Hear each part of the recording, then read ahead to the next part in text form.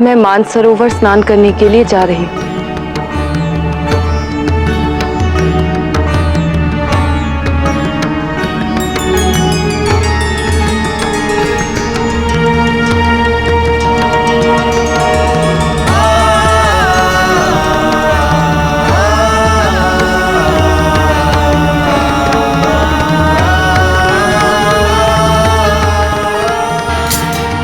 नारायण नारायण।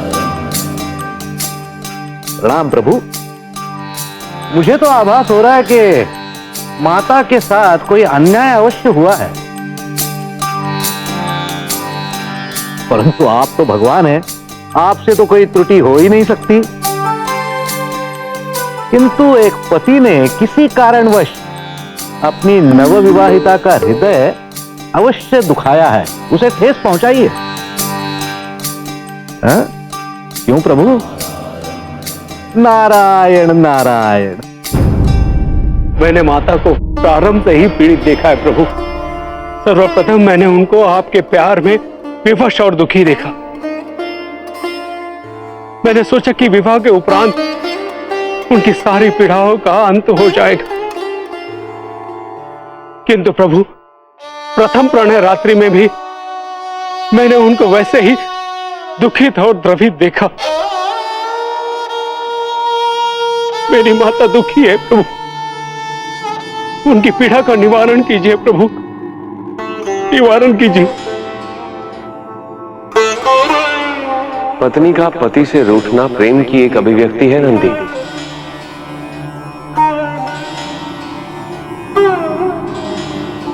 मैं शीघ्र ही उनसे मनुहार कर उन्हें मना लूंगा।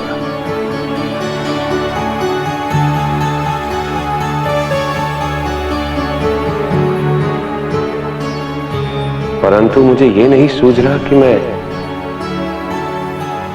सती को मनाऊंगा कैसे।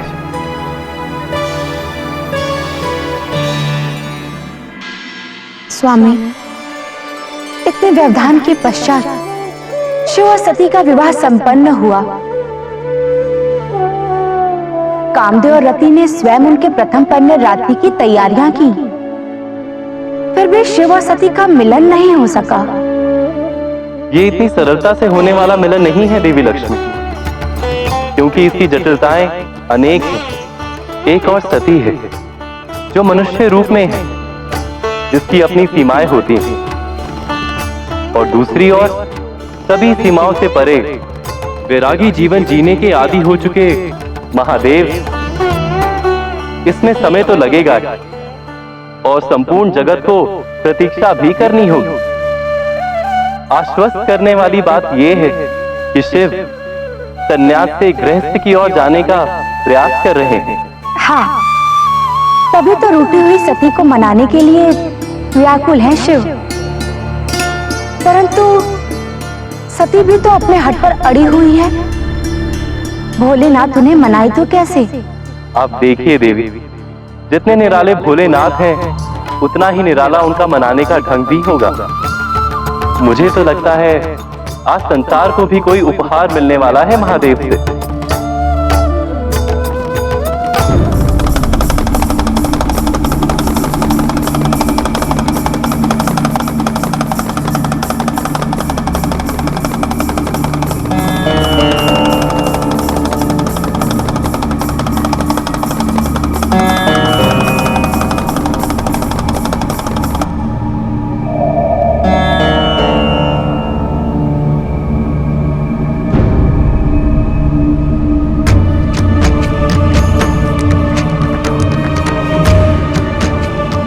अभिनय के 4 प्रकार होते हैं। पहला होता है आंगिक अभिनय, अर्थात शरीर के भाव के सहारे चरित्र को जीवित करना। दूसरा होता है वैचिक अभिनय, अर्थात वाणी द्वारा चरित्र को जीना। तीसरा होता है आहार्य अभिनय, अर्थात साज और श्रृंगार स्वयं को चरित्र में ढालना।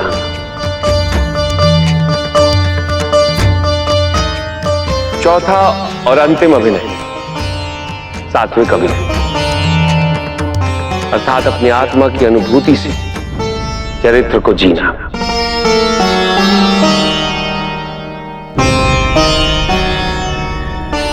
धन्य हो प्रभु, धन्य हो। अभिनय की अद्भुत परिभाषा की है आपने, और मेरा कवि हृदय इस परिभाषा को काव्य में परिवर्तित करने से स्वयं को रोक नहीं पा रहा। सुनिए, आंगिकम भुवनम यस्य वाचिकम सर्ववाङ्मयम् आहार्य चंद्र तारादि त्वं नमः सात्विकम शिवम, त्वं नमः सात्विकम शिवम।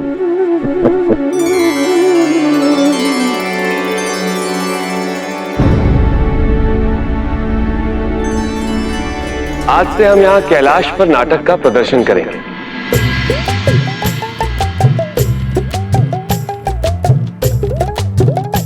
नाटक का सारांश होगा एक अप्सरा द्वारा एक ऋषि की तपस्या को भंग करने का प्रयत्न करना।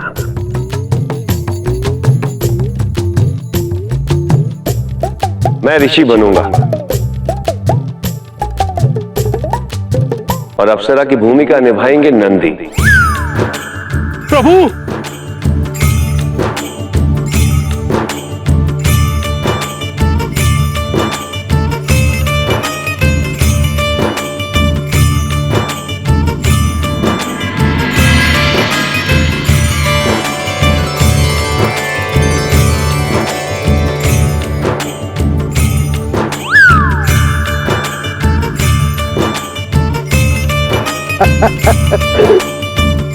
नारायण नारायण।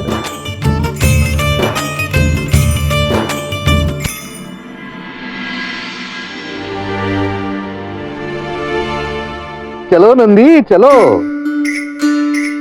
अपनी भाव भंगिमाओं द्वारा ऋषिवर बने महादेव को आकर्षित करने का स्वांग रचो।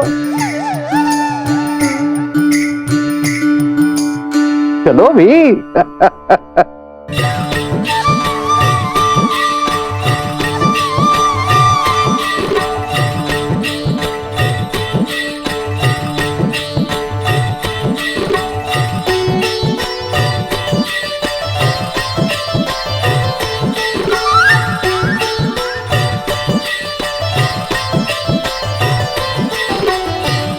मैं स्वर्ग की अप्सरा आपसे प्रणय के निवेदन हेतु आपके समक्ष प्रस्तुत हूं ऋषिवर।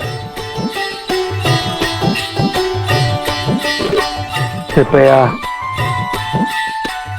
बस एक बार मेरी ओर देखने का कष्ट कीजिए। हे ऋषिवर, आंखें खोलिए ऋषिवर। हे ऋषिवर, आंखें तो खोलिए।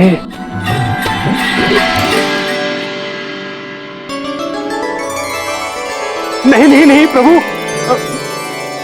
मुझसे ये सब कुछ नहीं होगा।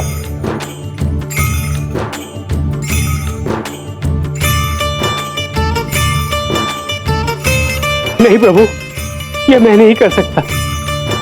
आपके तप को भंग करने का दुस्साहस मुझसे नहीं होगा। नहीं करनी मुझे मेनका की भूमिका। अभिनय मेरे बस का नहीं है प्रभु। मैं तो आपका अनुचर हूं, आपका नंदी। मैं आपका सेवक बनकर ही प्रसन्न हूं। नहीं कर सकता मैं ये।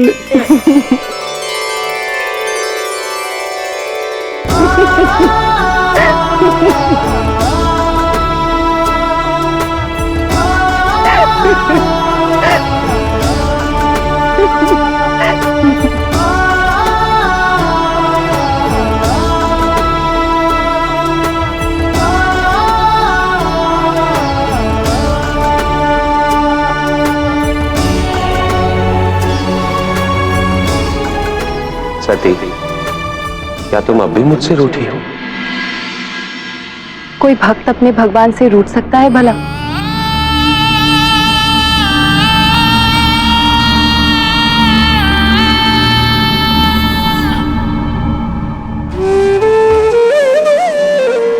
आज से हम प्रतिदिन कैलाश पर तुम्हारे मनोरंजन की व्यवस्था करेंगे। कभी कैलाश पर नाटक खेला जाएगा तो कभी नृत्य संगीत का उत्सव मनाया जाएगा।